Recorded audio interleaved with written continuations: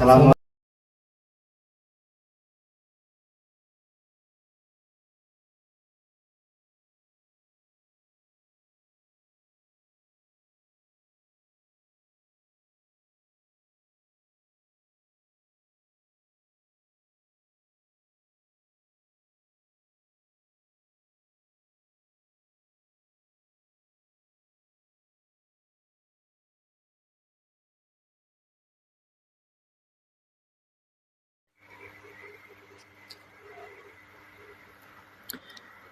Saya merencanakan kebutuhan berdasarkan target produksi bulanan. Untuk bibit lele, saya lihat kapasitas kolam dan siklus panen. Biasanya kami punya jadwal panen setiap 2-3 bulan. Jadi, saya hitung mundur kapan harus menebar bibit. Sementara untuk bahan baku pelet, saya estimasi konsumsi harian dan target produksi pelet kami. Saya juga mempertimbangkan stok minimal untuk menghindari stock out.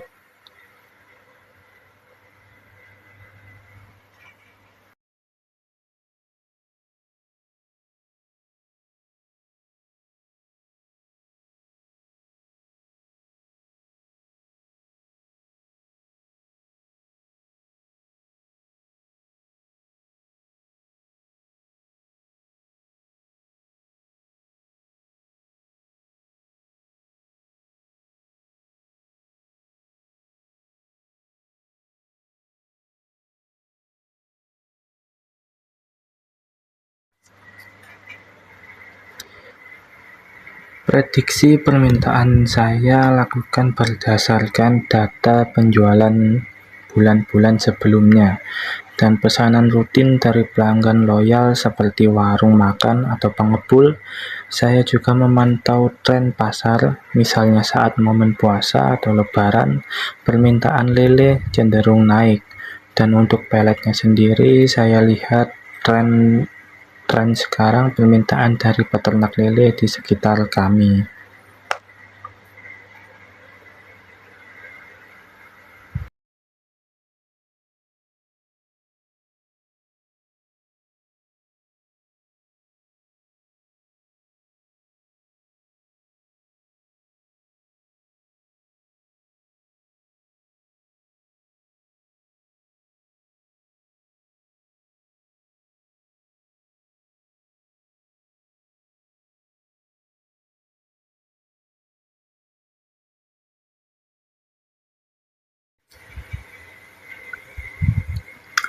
Untuk bibit lele, kami bekerja sama dengan pembudidaya bibit lokal yang sudah terpercaya kualitasnya.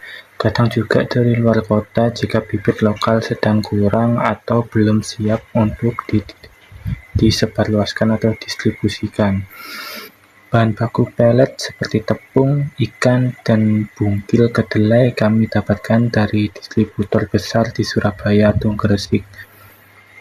Kami memilih pemasok berdasarkan kualitas bahan baku yang konsisten, harga yang kompetitif, dan kecepatan pengiriman yang baik.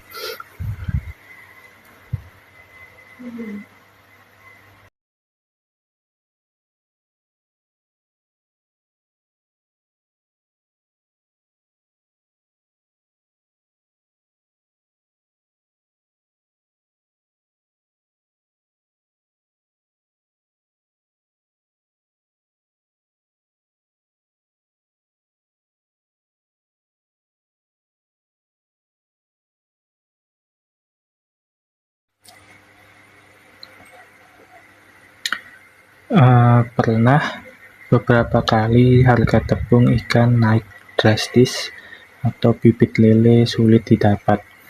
Kami atau saya sendiri mengatasinya dengan mencari pemasok alternatif dengan cepat, atau jika memang tidak ada pilihan, kami menaikkan sedikit harga jual produk kami atau menunda produksi sampai harga kembali normal dan ketersediaan bahan baku tersedia kembali secara normal. Kadang juga saya memanfaatkan stok bahan baku yang lebih banyak saat harga sedang bagus.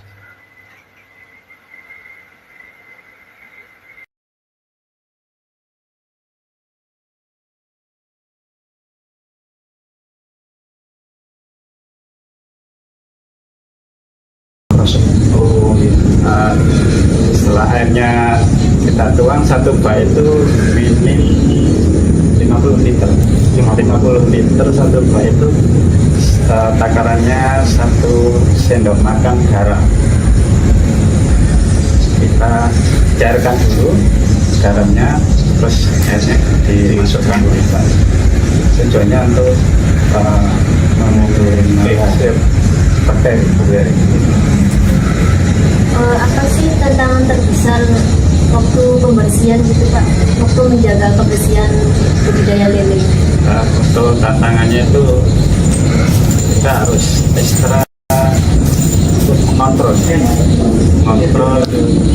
kelayakan air, ya, juga perkembangan lelenya, pertumbuhannya, karena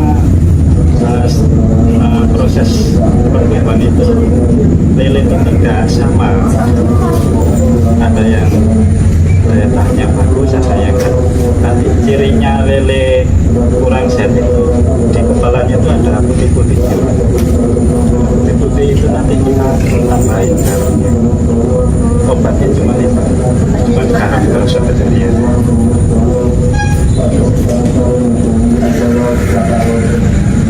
Kira apa masalah yang biasa dihadapi sama Bapak selama budidaya kalian kira-kira? Untuk selama budidaya lele, masalahnya itu dari air aja, terus air itu harus 2 hari sekali kita ganti, karena kalau 3 hari sampai 4 hari resiko ada yang mati. Jadi rutin ya? Ya rutin, Berarti setiap 2 hari sekali. 2 hari sekali kita ganti. Jadi itu udah kayak Bapaknya inovasi dan efisiensinya Bapak itu diterapkan di situ itu tadi. Ya. Terus kalau kira-kira untuk yang melakukan perawatan atau yang kayak contohnya mengganti air itu tadi, itu biasanya ada karyawan sendiri atau mungkin Bapak dibantu oleh siapa gitu kira-kira? Nah, untuk sementara ini kita usahakan sendiri, lakukan sendiri, gantian air 2 kali sekali tanpa karyawan. Terus ini Pak, untuk kalau ngomongin soal pengukuran kinerja, kira-kira misalkan kayak Bapak mulai dari proses apa sebutannya pembenihan gitu ya Pak, pembenihan, habis itu perawatan, budidaya sampai untuk pengiriman itu kira-kira bagaimana Pak? Butuh 1 bulan atau 1 minggu atau? Nah, untuk perawatan sampai pengiriman sampai konsumsi itu butuh waktu 3 bulan. Jadi prosesnya yang banyak sekali, apa ya, 2 hari sekali kita ganti airnya, terus sampai panen, sampai konsumsi. Kan totalnya 3 bulan itu Pak? Ya, 3 bulan. Untuk yang terakhir ya Pak ya, kira-kira nih mungkin keinginan Bapak untuk rencana ke depannya bagaimana untuk soal budidaya ikan lele ini? Rencana saya itu setelah ada hasilnya Mas ya, kita tahu hasilnya dan sudah tahu cara-cara, saya ingin perluasan usaha. Perluasan gitu ya Pak ya? Ya, perluasan usaha, orang yang lebih besar. Kira-kira nanti pengen sudah ada gambaran belum? Kolamnya bagaimana? Kolamnya itu persegi, yang bagus itu persegi. Tidak, kalau dulu itu proses pergerakan ikannya itu pengaruh sama pembesaran. Bagaimana itu Pak maksudnya? Nah, jadi ikan itu pergerakan itu tetap ada gitu. Kalau persegi kan bisa Oh, itu ngaruh ya Pak? pengaruh perkembangan ikan. Oh iya. Jadi apa ya Pak ya? Jadi kayak wilayah dia untuk tumbuh itu tergantung sama tempatnya itu ya Pak ya? Iya. Jadi gitu ya Pak ya? Yaudah Pak, makasih ya Pak ya sudah menjawab pertanyaan-pertanyaan dari kami. Segitu saja dari kami Pak. Makasih ya Pak ya. Sama-sama.